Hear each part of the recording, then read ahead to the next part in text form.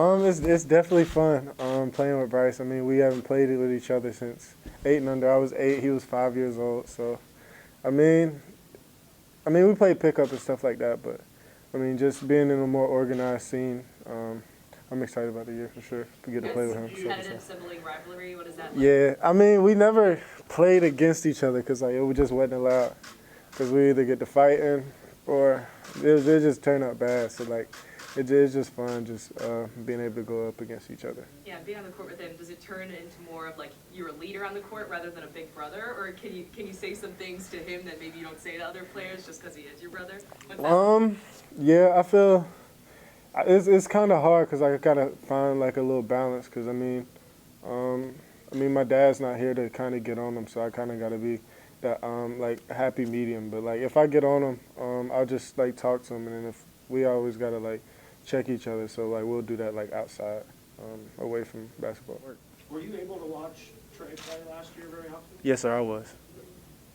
Never missed the game? Nah, never missed a game. Okay. I was always tuned in. You guys are pretty tight then, huh? Yeah, very tight. How do you describe your relationship? I know you're brothers, but not all brothers get along. Yeah. Not all brothers would want to go play college basketball together, so how do you describe your guys' relationship? Our relationship, it's great. We always never get too close to each other. We always give each other our distance, to let us, do what we do, because we've lived with each other for almost our whole life. So, and we've always, gave each other our distance to let each other do what we do. But really, our bond, is unbreakable. We've been through thick and thin together. And just being able to come here and play with him, it's everything. You ever have to pull the big brother card out? Nah. I used to, but like when I kind of went away for college and prep school, so like I wasn't really around him for like 4 years. So like, I mean, we kind of missed each other because like before that it was like we would just argue like all the time. And then the 3-4 years we were away from each other, we started to miss each other. So like when we came together, it was just all good vibes. So you're kind of away from each other for a couple of years. Like, was there a moment where you came back and you're like, wow, like you got really good at basketball? Yeah. Like what was that? And take me through that. I mean, before I left, I think I went to Hargrave that last year. That would have been the first year we would have got to play with each other again. Because he would have been a freshman, I would have been a senior at Wren. And then I ended up transferring to Hargrave. And then he just told me his goals like before he left because like, he knew I'd be away like after college and stuff like that.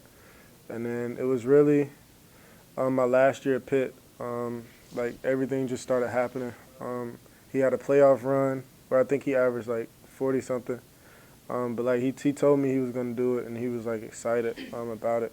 Because I think they ended up losing in the state championship or something like that. Or no, it was a year before, matter of fact. They lost in the state championship game, and he broke his wrist. And then he just told me he was just going to turn it up a notch. And then the next year, he ended up playing the same team again where he broke his wrist in the state championship. And then it was just a whole playoff run. He averaged like 40-something. He had a 67-point game. And then after the 67-point game, it was just like, he was like the laid back, doesn't say much. And then after that game, he just like turned into a whole different beast.